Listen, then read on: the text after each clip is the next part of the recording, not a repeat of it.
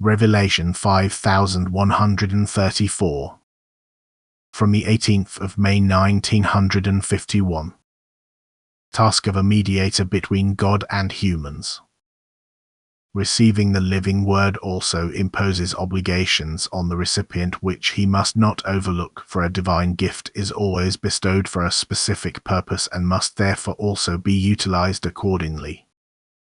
This also includes that the recipient himself makes use of the divine gift, that he processes intellectually what has flowed to him through the heart.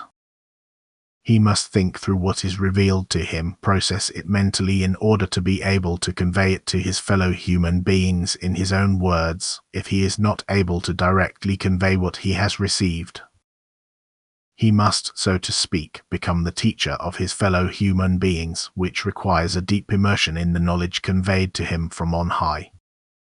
He must beware of indifference and lukewarmness in his mission, which is inevitably connected with receiving the divine word, but in deepest earnestness utilize everything received, because it is a spiritual task which is to help people to the salvation of their souls. He must constantly distribute what he himself receives, and this the more assiduously the nearer the end. He has a great but also beautiful task to fulfill: to act as a mediator between God and people.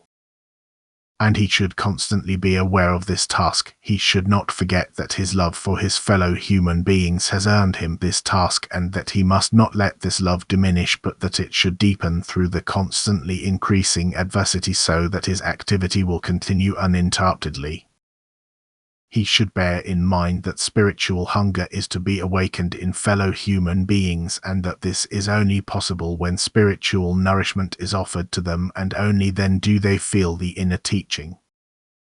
Don't let the most delicious things you possess lie idle, constantly pass them on. Create a course for the water of life which flows from the divine source, so that it can flow wherever thirsty souls are. Use every opportunity to inform fellow human beings of the influx of divine love and wisdom of his word, which is invigorating and revitalizing for every earthly wanderer, and take it into your heart yourselves and live it out.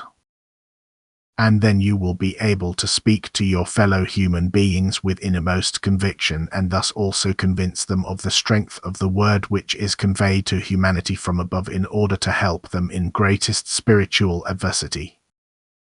And instruct all who allow themselves to be instructed.